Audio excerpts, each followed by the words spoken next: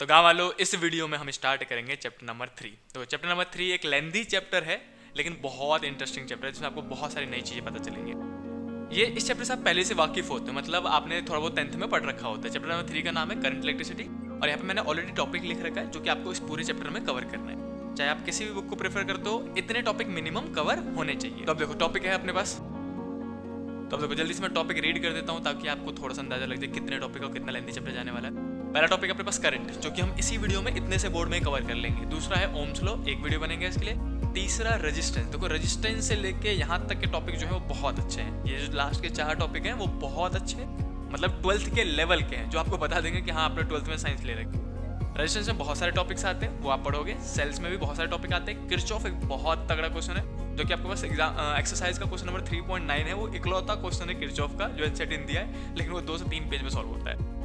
अगर किसी बच्चे को बहुत अच्छे से सॉल्व करना आता है तो वो जल्दी कर देगा ना, 2 से 3 पेज तो आराम से लगते हैं। लास्ट टॉपिक अपने पास छठा डिवाइस। तो डिवाइस में 3 डिवाइसेस होते हैं। व्हीटस्टोन ब्रिज पहला है, जो कि आपको रेजिस्टेंस में ही पढ़ने को मिलेगा और अलग से ही पढ़ने को मिलेगा। दूसरा अपने पास मीटर ब्रिज, इसी का एक एप्लीकेशन। और तीसरा है पोटेंशियोमीटर। ये मतलब 2 डिवाइसेस हैं। ये जो लास्ट के 2 हैं वो डिवाइसेस है, उसको हम साथ में पढ़ाते हैं एक साथ में। तो टोटल आपको 6 टॉपिक मेजर कवर करने हैं पूरे चैप्टर में, चाहे आप किसी भी बुक को प्रेफर करते हो। और बुक को प्रेफर करते हो तो न्यूमेरिकल सॉल्व करने के लिए करा करो, बाकी वीडियोस हम बना ही रहे। आ जाओ,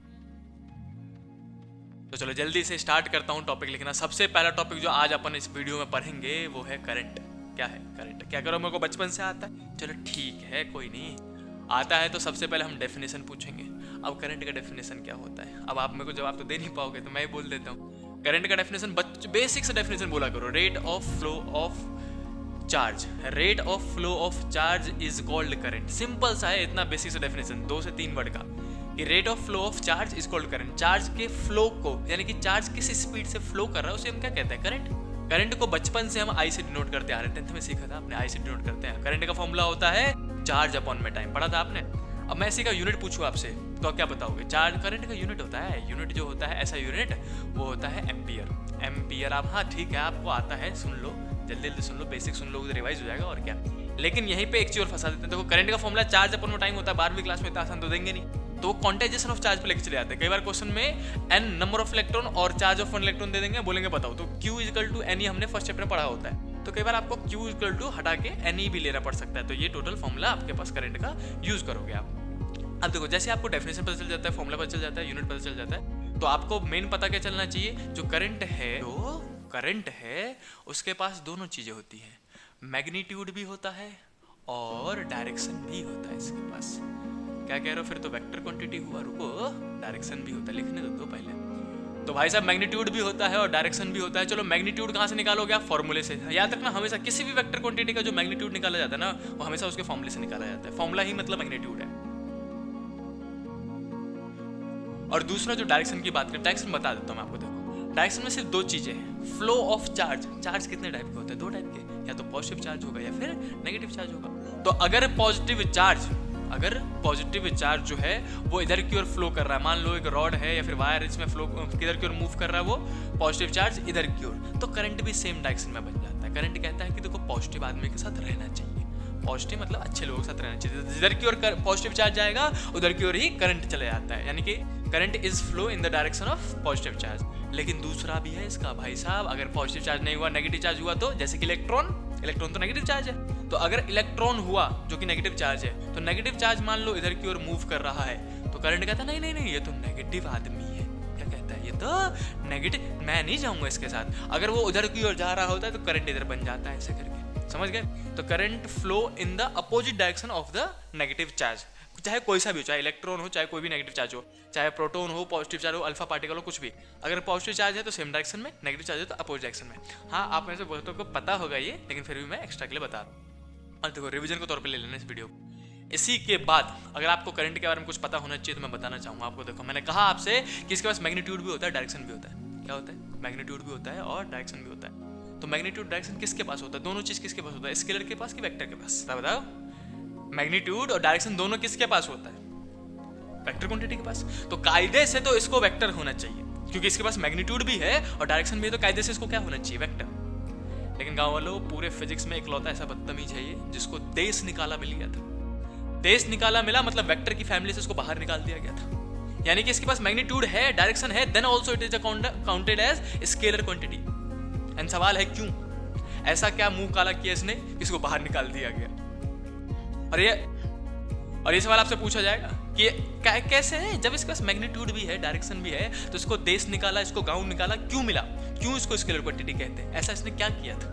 तो गांव वालों, देखो सिंपल सी बात है, किसी समाज में आप रहते हो तो वहाँ के नियम फॉलो करने पड़ेंगे आपको। अगर आप उस समाज के, उस सोसाइटी के, उस कबीले के नियम फॉलो नहीं करोगे तो कबीले वाले बाहर नहीं निकाल देंगे।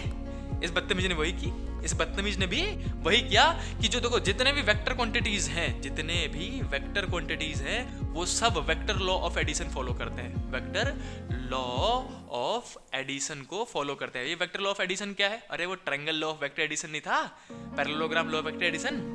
तो जो वेक्टर लॉ ऑफ एडिशन है वो दो टाइप का होता है, एक triangle law of vector addition और पैरेललोग्राम। तो जितने भी वेक्टर हैं वो सब के सब इस लॉ को फॉलो करते हैं। इसने मना कर दिया, कहते हैं नहीं हम नहीं करेंगे फॉलो।